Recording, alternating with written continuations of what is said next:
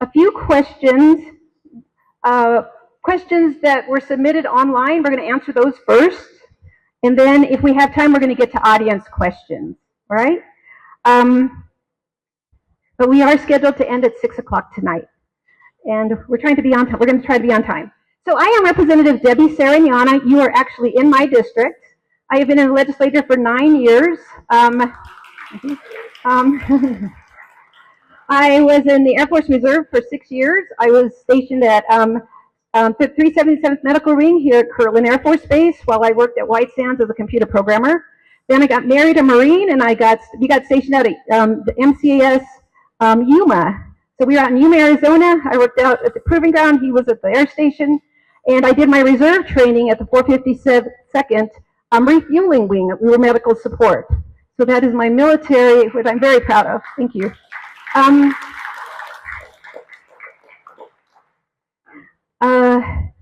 One thing I want to talk about is I have an ask for all of you. I want you to think about, as we do the questions and the answers and the dialogue, I want you to think about possibly running for office. We need more legislators. We need more veteran legislators. Right now, our legislature is made up of 112 people. We have 42 senators, Senator Pope is one, and we have 70 in the House of Representatives. And this year, I became the only veteran in the House of Representatives. And for the last 9 years, I've been the only female veteran in the House of, in the whole legislature.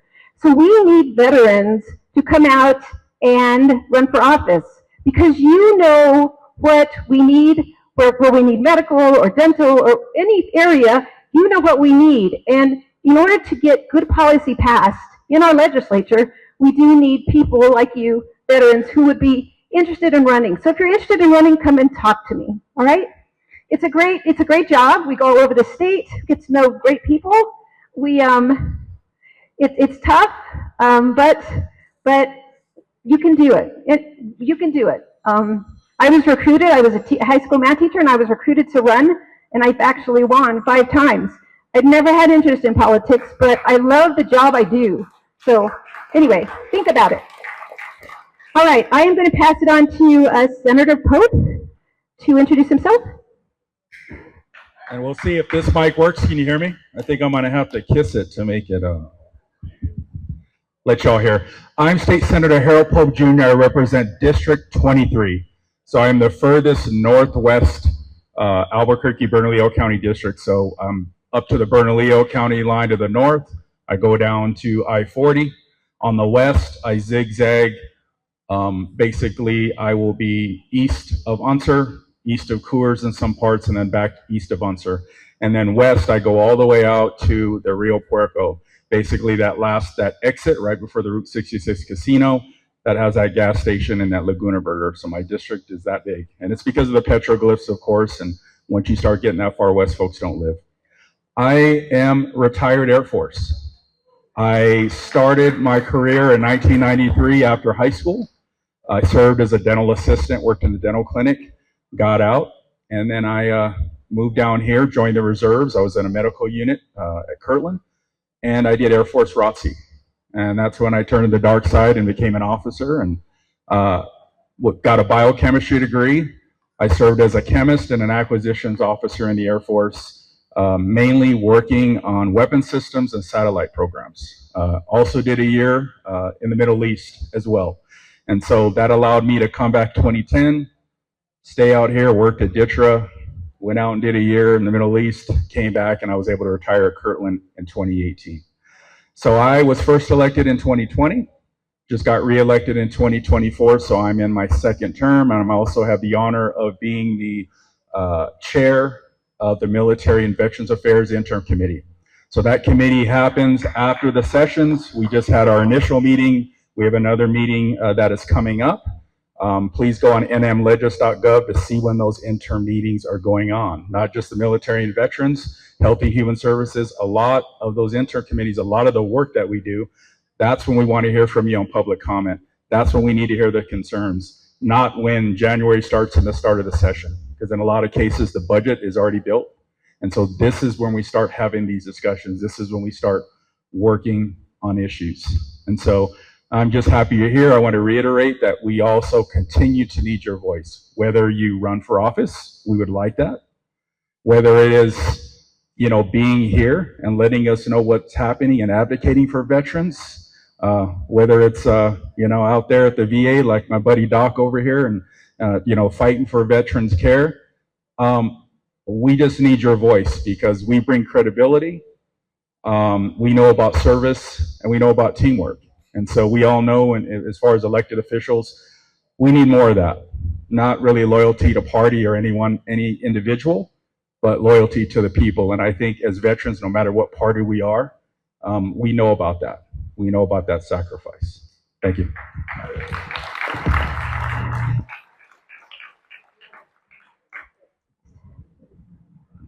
Okay, my name is Frank Smith. I am a native New Mexican, Marine Corps veteran, and I am chair of the New Mexico Veterans and Military Families Caucus. All right, hoorah. So this is a bit of a homecoming for me. I graduated from Manzano High School 50 years ago last month. As soon as I graduated, I enlisted in the Marine Corps, and I served as a Marine Corps drill instructor. I served as NCOIC of the Marine Detachment at the Defense Language Institute in Monterey, and I served at Camp Lejeune, North Carolina. Once I got out, I came back home to New Mexico, went to UNM on the GI Bill, got my bachelor's degree, went to graduate school in California, then came back and worked for a number of years in New Mexico. And I'd like to tell you a little bit about the Veterans and Military Families Caucus. We advocate on behalf of veterans, primarily with the state legislature, in helping to get much of the legislation that we'll be talking about, or that we talked about earlier, getting some of that legislation passed. Work closely with Representative Sariñana and Senator Pope, and both sides of the aisle. That's one of the really rewarding things about the caucus, is when legislation has the word veteran in it, party lines disappear often. And so there's a lot of bipartisan work that goes into it, and it's a very satisfying thing. So thank you very much.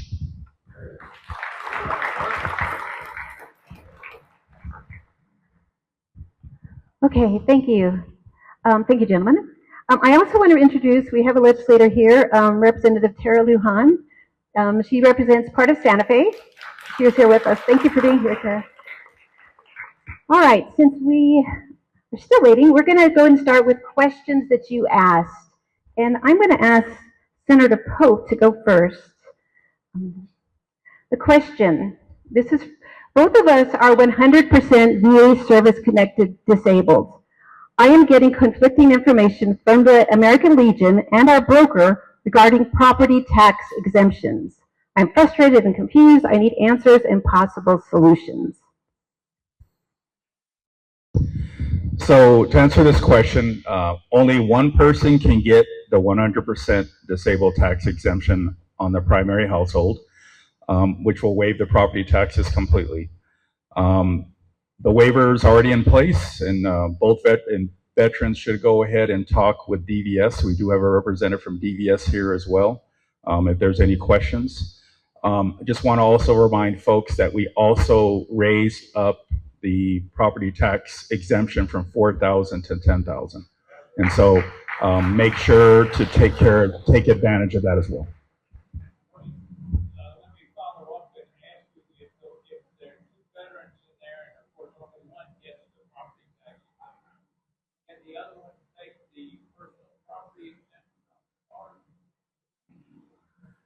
The personal on the what now, sir?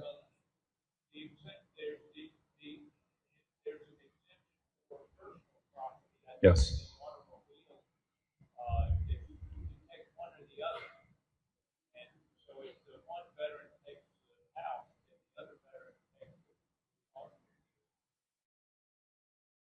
When you say automobile exemption, are you saying on the license plates or which part?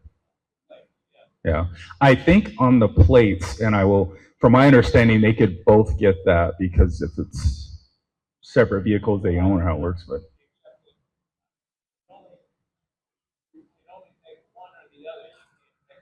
Okay.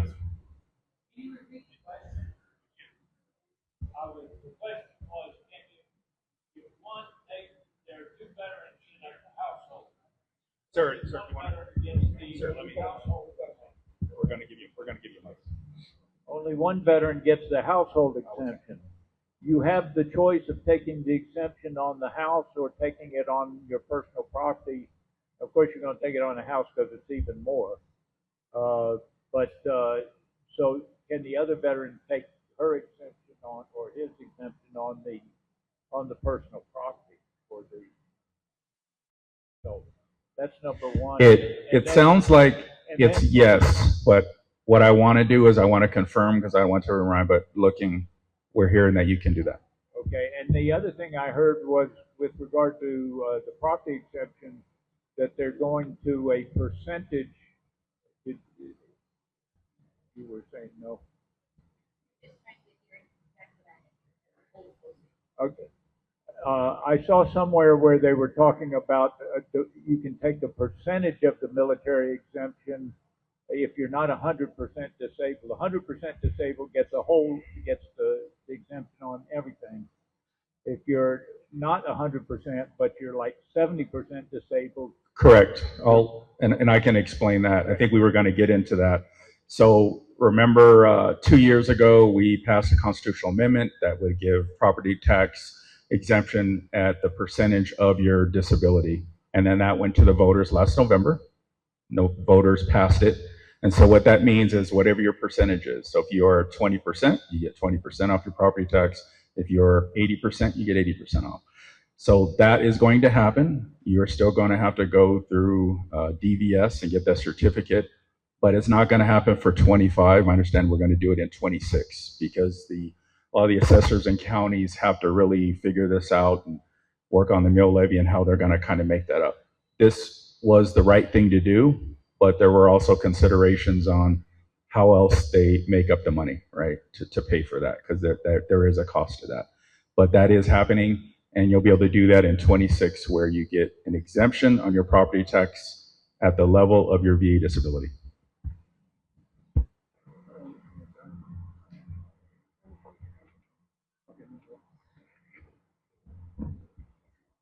All right, the next question. I have a serious health condition. 2 of my specialists have dropped the TRICARE contract, leaving me with no access to care. What do I do? I need help navigating this. And Frank is going to answer that. Okay, so what you would do in this situation is contact the VA medical patient advocate at the veterans, at the VA hospital, and have a discussion regarding the condition. You also need to call TRICARE and ask them which specialists you would be able to get to have services. But this brings up a very interesting dilemma that a lot of veterans face. When you have a situation like this, you have to talk to the VA, you have to talk to TRICARE, and you have to talk to these different entities. You have federal like the VA that are involved. You have state agencies oftentimes that are involved, and you have private entities that are often involved. And oftentimes they don't communicate with one another. And then if you're talking about healthcare, you also have HIPAA issues that are the sharing of medical information, which is very strictly monitored by the law. What this opens up, this is a problem that happens all across the country with veterans.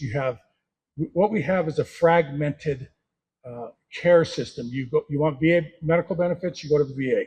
You want education benefits, maybe you go to financial services at the UNM.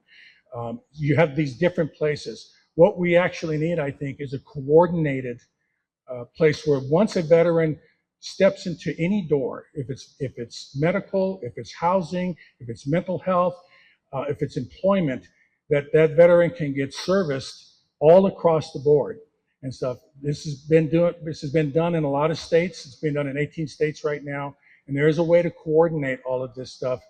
And hopefully we can get something past this legislative session to run a pilot program to start something like that. Thank you. Thank you, Frank. We're going to do one more question. I believe the Congresswoman is on her way. Okay. So this is a question for... All right. So the next question is, I would like to hear about the plans to increase support for veterans.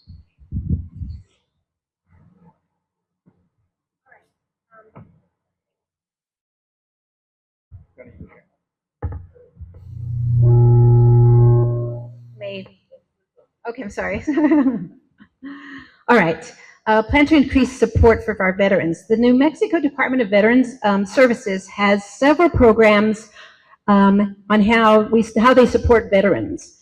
Transportation. They have vans that go all over the state, primarily in the rural areas, that will pick up our veteran, take him to usually the VA, and then take him back home. Some of these veterans travel 12 hours a day, but they do have services for that. We have a homelessness program. They have a suicide prevention program. They have increased benefits. Well, we as a legislature have increased benefits for property tax, and also something new that starts January 1st, the Lifetime State Park Pass for veterans. So you have a Lifetime State Park Pass for all of you who like to go camping. We have Veteran Service Officers, or VCS, across the state. We have 23 highly trained people who are doing the job. We have rural outreach, and they will soon have a mobile unit coming. The DVS, Secretary Herrera, they are doing outreach all over the state, in communities all over our state. So they are out there trying to connect with veterans, and if your area they haven't come to yet, call them. Call DVS and say, we would like to hear from you. They have programs that are strengthening the focus on mental health support, crisis intervention, long-term care, with a particular focus on suicide prevention. And I believe I will stop there since our Congresswoman is here.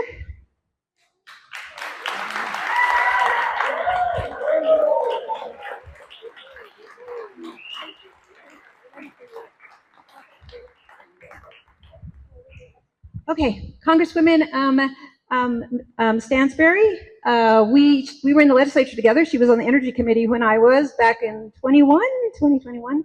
I'm very proud of her, and I think she is doing an amazing job in DC. Thank you.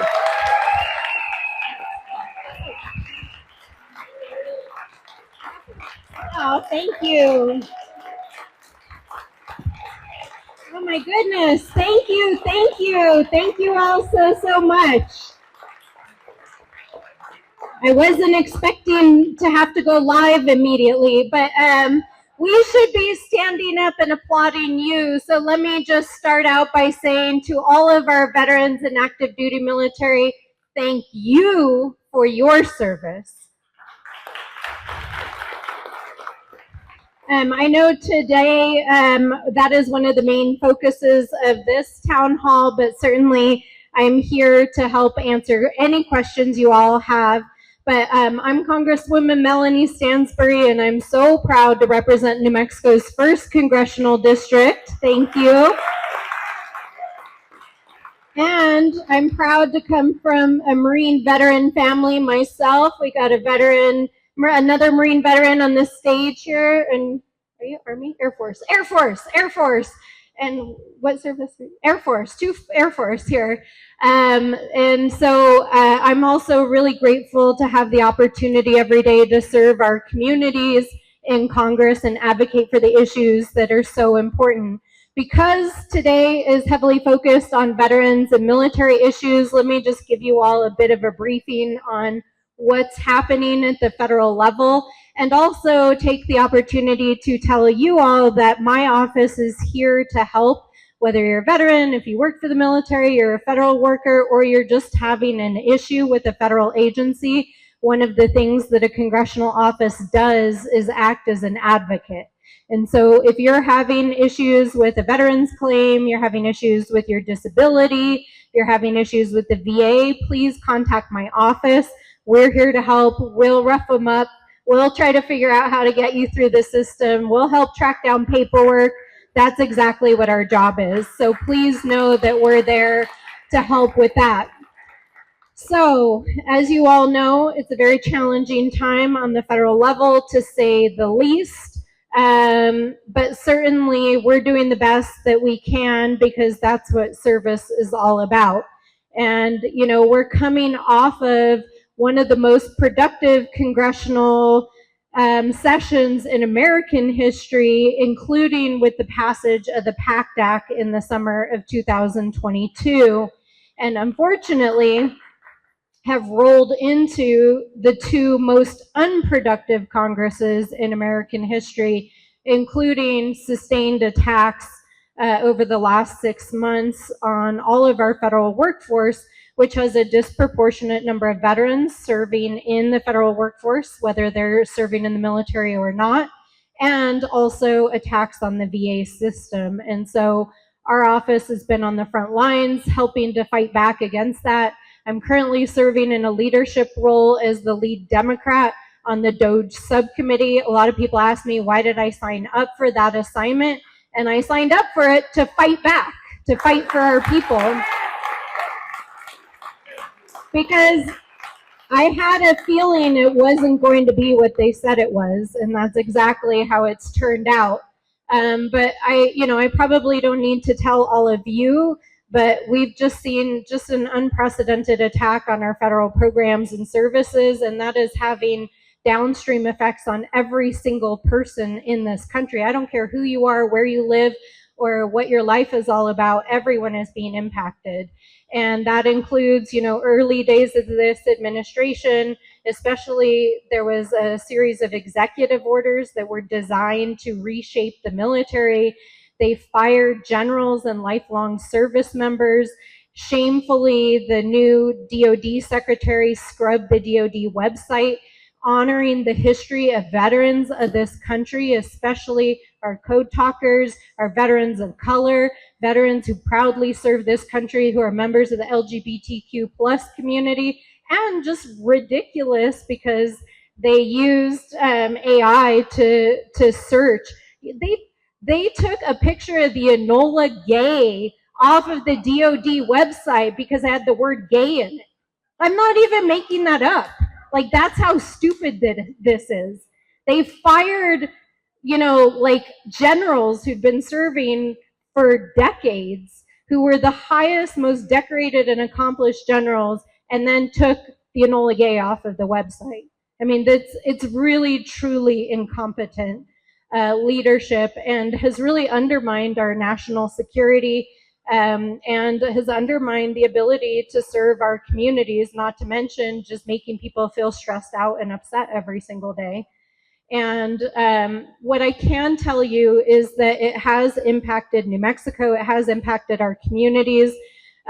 Certainly, there are a number of workers, doctors, nurses, and administrators at the VA here in Albuquerque that were fired as part of the mass firings. They are trying to claim that that did not happen, but thousands of veterans lost their jobs in those mass firings. But we're fighting back in the courts and in Congress, and we're winning. And so the courts have now ordered the rehiring of all VA staff who were fired in the mass firings. And they're working to try to get everyone back re-onboarded. I think we can all agree that is not efficiency. That is not efficient. And if anyone ever tried to access VA resources, it was already a struggle. And certainly it is a challenge as we're trying to expand access with the passage of the PACT Act and making sure that everyone gets their claims and their medical history processed. But what I can tell you about Albuquerque right now is that I believe we have the right director at the right time, who is doing an exceptional job of protecting his staff and the doctors and nurses and administrators and the people who process your claims, and making sure that in spite of all of the madness, that our veterans can get access to care. And I can tell you that every single one of our members of Congress, along with the governor and the legislature and our city and local officials, are working to try to not only protect care, but expand care.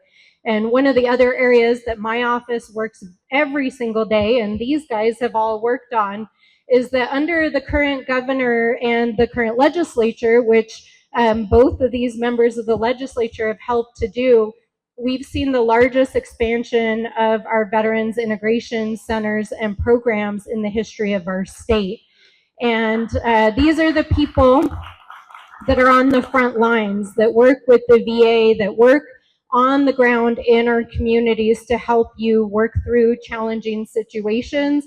But also for so many of our veterans, they're experiencing other issues as well, not just access to healthcare and their benefits, but housing crises or things going on with their families, or for somebody who's a spouse of a veteran who's just lost them, how do they get their benefits? So all of those things are really important.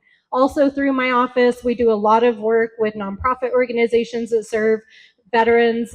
We help to fund the brand new veterans housing campus that was just completed last year here in Albuquerque. This is the first purposely built veterans transitional housing program in the city of Albuquerque ever in the history of our state. It's a beautiful facility. It's transforming lives every single day, helping people get back on their feet. And we're just so proud of that work. And my office is also very involved with healthcare for the homeless and many of the city's programs working on housing and homeless and healthcare issues. So there's just endless work on the good side to talk about.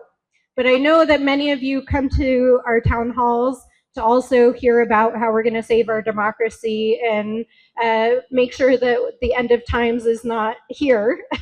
And so let me just address that very quickly, and then I'll turn the mic back.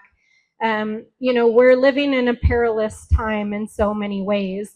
Currently, we have an administration that is really trying to fundamentally reshape our economy, reshape our society, and reshape our government, and in ways that we've never seen before, and testing the limits in every single way. And that includes trying to use executive authority to do things that we know are just blatantly illegal, like firing people and freezing funding and trying to dismantle programs that they don't have the congressional authority to. And so we're working in our role in Congress as the minority party to fight back and to support the court efforts by the states to stop that dismantling. Now, I know a lot of people ask, well, why isn't it happening faster? Why isn't it more aggressive? And part of the challenge right now is that the tools that you have in Congress to provide that oversight and accountability require that you have the votes.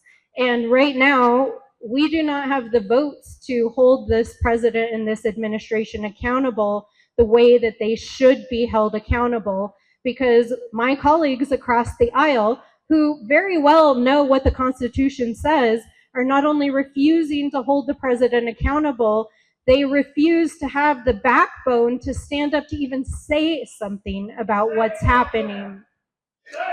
Exactly. And so I want to make this clear. It doesn't have to be like this. There's only a 4-seat majority in the House right now. All we need is literally 2 members of the Republican Party to stand up against any one single thing that the president is trying to do, and they would lose the votes. But they refuse to do that. And so that's why we're having to work collaboratively with the states to use the court system to hold them accountable, and why it is going to just be factually required that we win the majority back in the next election cycle.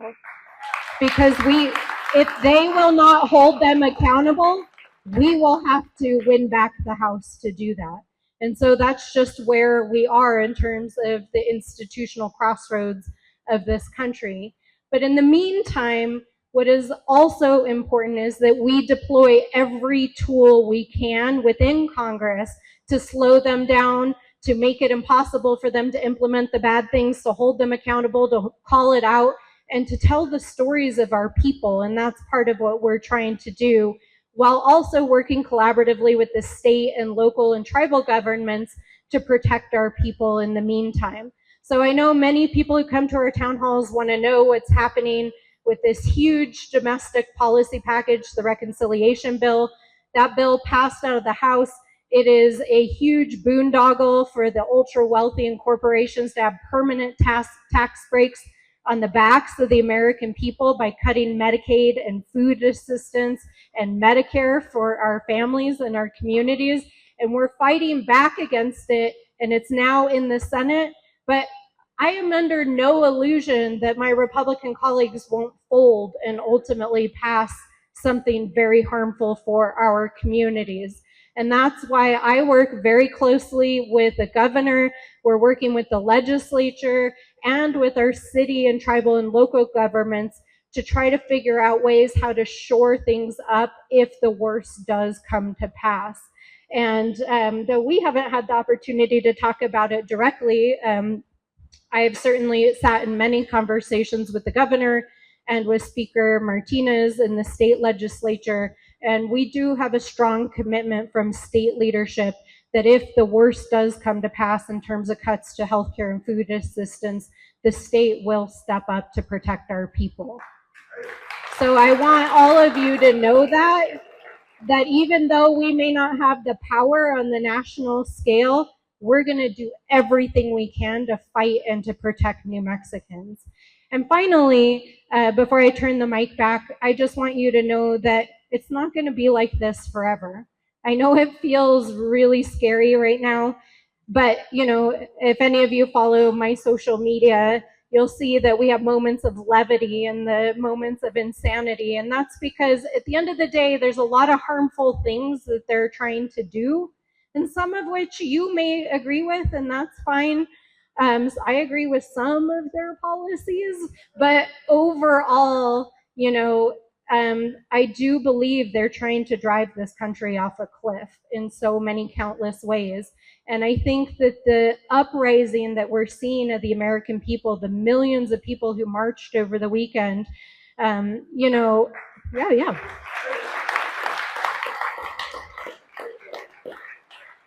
I think are the true spirit of the American people. So let me close by saying this, you know, we're coming up on the 4th of July holiday, and obviously many people participated in the No Kings events this weekend. But what I really have been stewing on recently, which is that if you read the Declaration of Independence of this country, which is what the 4th of July celebrates, is our Declaration of Independence from a cruel and abusive king, half of the abuses that are laid out in the Declaration of Independence are things that Donald Trump is doing right now, literally. And so the most patriotic thing we can do is to resist. The most patriotic thing we can do right now is to speak out. The most patriotic thing we can do is engage in acts of resistance and supporting our communities. And the most patriotic thing we can do is continue to serve our communities, to fight for our communities, and to fight for our democracy, because we will win.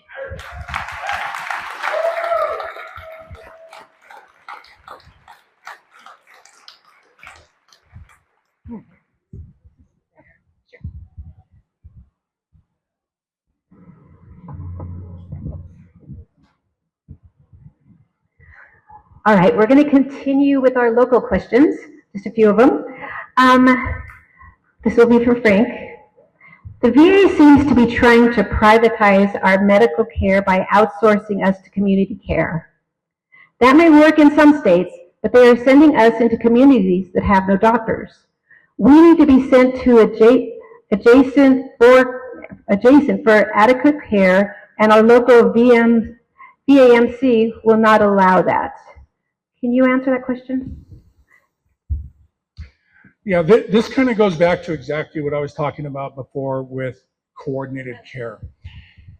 You know, the current administration, what they want to do is they want to privatize the VA and have veterans go out and seek health care in the private sector. The problem with that is that the private sector cannot handle the increase.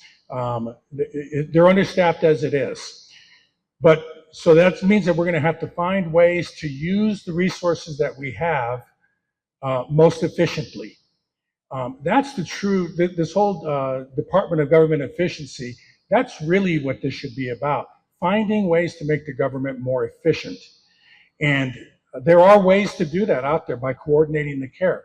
Instead of having these pockets of care all over the place throughout the state, bring them all under one umbrella, bring them all with one caseworker or one veteran service officer that will handle everything, And that's the way I think that we can handle something like this. All right, I have a question. I have a partner who is a veteran as he served during Vietnam from 1972 to 1975. I'm wondering, is there a possibility for him to lose veterans benefits? And there is no current plan to take VA benefits away from veterans per Secretary Doug Collins. He said this at February 12, 2025. You only lose benefits if you had committed a crime and you go to jail or prison. That is the only way at this point. All right. No? Okay. Okay. We're going to go ahead and go on to one more question for the. I'll just add one thing. So let me just say this. If you are experiencing a problem with your VA benefits or access to the VA, please contact my office. And I'm going to ask John to raise his hand in the back. That is John Moore. He is my Constituent Services Director. He has worked for 3 members of Congress, me, Deb Haaland, and Michelle Lujan Grisham. And so he is the best in the business. We call him the wolf in our office because he will figure out a solution. So if there is a solution to be had, John and his team and Dylan Bonner, who's our VA person, will find a solution for you, even if it requires going deep into the bowels of the VA system. But at the present time, you know, there's a lot of rumors that circulate about the VA is going to do this or that. There's no change in VA benefits currently. The last major significant political and policy change in VA benefits was the PACT Act to expand VA benefits. So please contact our office if you're hearing differently, because it's probably a rumor, and if you're having problems, contact us and we'll help out. All right, thank you. All right, the next question is actually for the Congresswoman again. I am deeply concerned about Trump's desire to federalize National Guard forces and to deploy active troops to blue cities. Can you speak on this? So, first of all, let me just say that the federal court has already spoken on this, which is actually the most important, and the courts have said it's illegal. So, there is currently actively a lawsuit filed by the state attorney general in California against the Trump administration's deployment of both National Guard and Marines in Los Angeles in response to their desire to protect immigration enforcement against citizens on the ground. There are circumstances in which it is appropriate to federalize National Guard. When it is necessary for the safety of the homeland, it is an acceptable use of the National Guard. If you're a National Guardsman, you know that. That's what you were trained to do. That's why you serve. And National Guards people also, of course, are deployed in emergencies. They're deployed for natural disasters and other missions that help to support recovery. But it is not only an abuse of power, it is not legal to deploy United States troops, and particularly Marines, should never. There is no circumstance where Marines should ever be deployed in the United States against American citizens, ever, ever. And I know a lot of Marines who are really pissed off right now because they feel, there you go, that this is a total abuse of power for showmanship. And so I know many people are feeling afraid of this being the beginning. And, you know, I'm going to be honest with you, this administration is highly volatile and unpredictable. And they were very clear in their Project 2025 plans that they wanted to actively deploy military resources against protests. We know that Trump wanted to do it during the protests after George Floyd died. And during that time, senior generals and military brass said, no way, you're not allowed to do that. That violates the law. And Trump has intentionally put Hegseth and yes men there so that he can do what he wants. But the courts are doing their jobs. We're pushing back. And I think that his trial run this last week in LA backfired massively, because look what happened. He had a military parade in Washington, D.C., and nobody showed up, and the rest of the country showed up to protest.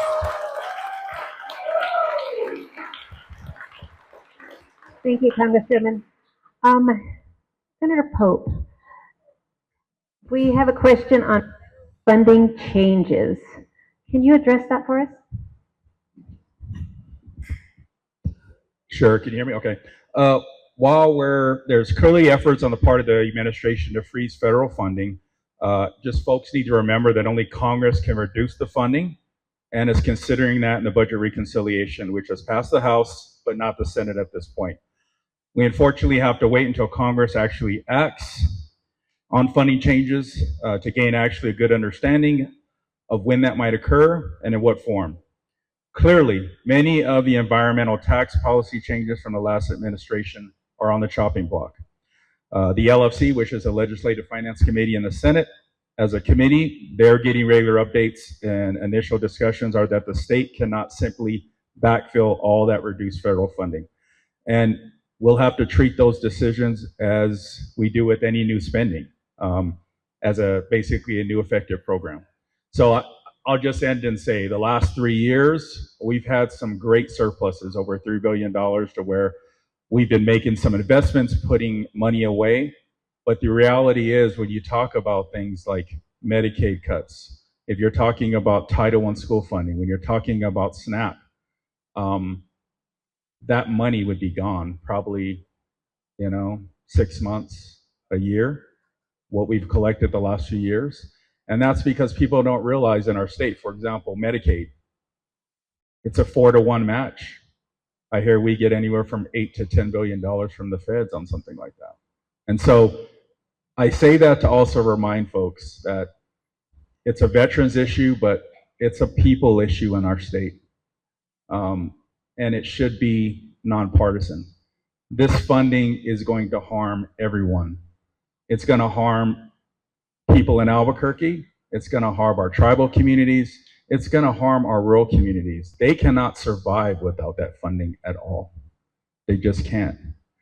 And so it's not just talking to us. It's not just talking to our federal delegation that has our back, quite frankly, in our state. We have to talk to folks on the other side of the aisle, because it impacts people in their districts as well. And that's what we have to do. Just got to be honest with you. Thank you. I just have one quick one. We got a question on combo education and workforce training. What's out there? Well, New Mexico, we are a state that we are technology driven. We were up north for a committee meeting in Mosquero, and they said we are a ranch state. We have different topics in every state. But what we're suffering with right now is, in our education, is not having the right people to fill jobs. Like with the renewable energy, we don't have the people who can do the infrastructure. In oil and gas, we don't have people who can help with pipelines or different things. And all over the state, we are adding CTE programs for our kids to help build their knowledge and be able to go directly into industry. But we also have areas for veterans, especially in the renewable energy areas. We have training. CNM is one great place where you can get a lot of training. We work with workforce development to help get people to the right place so they can get these jobs. But in New Mexico, we have to, and veterans are our top people, to get people in the right places so that we can bring more industry in here, so we can diversify our economy away from gas and oil. So we can do the right things. But veterans, you have opportunities. The legislature funded a pilot project last session that has been extended 3 more years for our community colleges, $20 million per year, to provide integrated industry-focused programs for students to earn certificates in certain high-demand industries. So they're out there, the jobs are out there, the training is out there. talk to us. We're going to try to send a newsletter out. I will have Frank talk about it so that we can give you more ideas on how to find jobs, the training, and especially in this area, because the state is very much pushing this, especially at our high school level, but and at a college level. So Frank, would you like to talk about what we're going to do after this, just so they'll know? So all of you everybody signed up here, we have your email addresses and stuff. What we're going to do is to provide a recap of what we've covered today and send out an email. We're also videotaping this. We'll edit that, and there'll be a link to a video to a video of this as well and stuff. So, and also the questions that were submitted online that we're not able to get to today, we'll answer those questions in the email and give you a more thorough answer for them. You can expect that in the next couple of days. And also, just one quick shameless plug. If you're interested in joining the Veterans and Military Families Caucus, all you have to do on your way out is just let one of the folks that were signing you up, let them know. They'll just put a check next to your name, and you can join our organization. It's free to join, and it's very rewarding work. So thank you very much. All right, next we're going to take questions from the audience. So if you have a question, raise your hand. We will have, Sarah, you want to come and take the microphone? Thank you. We'll start with the lady in front. Thank you. Yeah.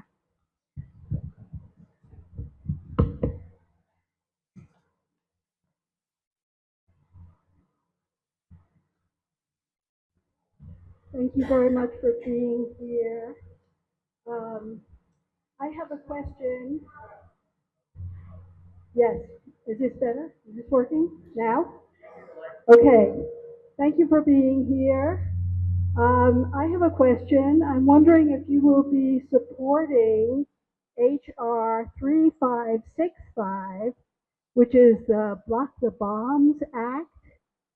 I'm a Jewish person born in 1942, and when I was a kid, I met refugees who had survived internment in Nazi concentration camps.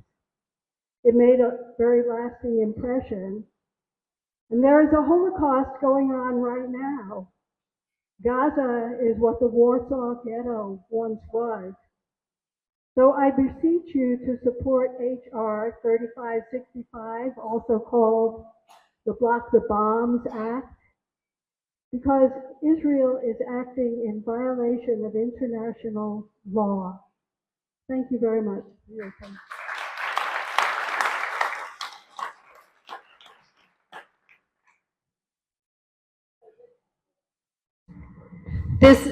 Excuse me.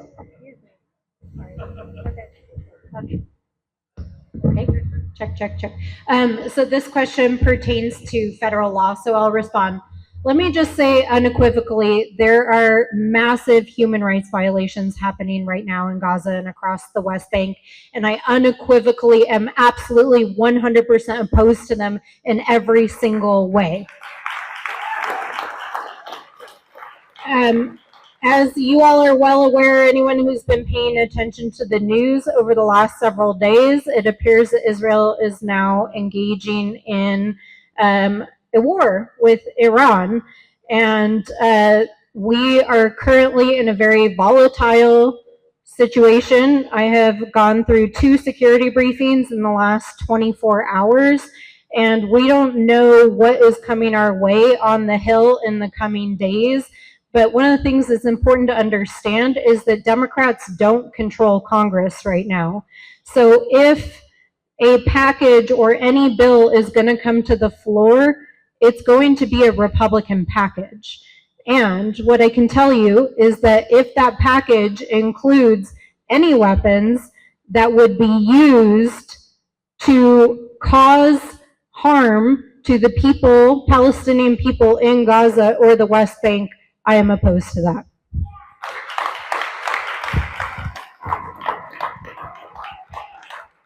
Thank you, Congresswoman. We will take one more question. I think I saw in the back, hers was the very first hand when we started. Thank you. Hi, thank you so much for coming and listening to us. I just have a quick question. I'm a federal employee, disabled veteran. who works for VA, has worked for VA for 15 years.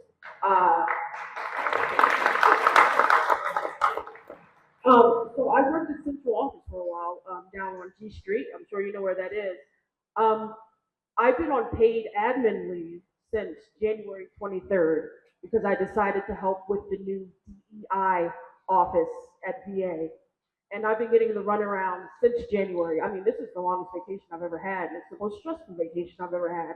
Even though I'm getting paid, I don't know if I'm going to get my job back because every other week you're going to be RAF. We're going to stay that. RAF, stay that. So I'm wondering what you know about what's happening with the RIFs, and are we going to get our jobs back? Do I have to find another job? Am I going to have to move back to DC since I can't have a remote position anymore? So I'd like to know a little bit about that, please. Thank you. So I know the audio was coming in and out. The question was for federal employees who are lost in limbo between all of the RIFs, the freezes, the firings, the unfirings, and specifically jobs that have to do with diversity, equity, and inclusion and accessibility. Multiple courts have already weighed in on the Trump administration's illegal firing and freezing of DEI jobs, but that is cold comfort if you're a person who is on admin leave and living in limbo. What I can tell you is there is a nonprofit organization called Democracy Forward, and they have a helpline that includes volunteer attorneys that can go through your individual case and answer questions.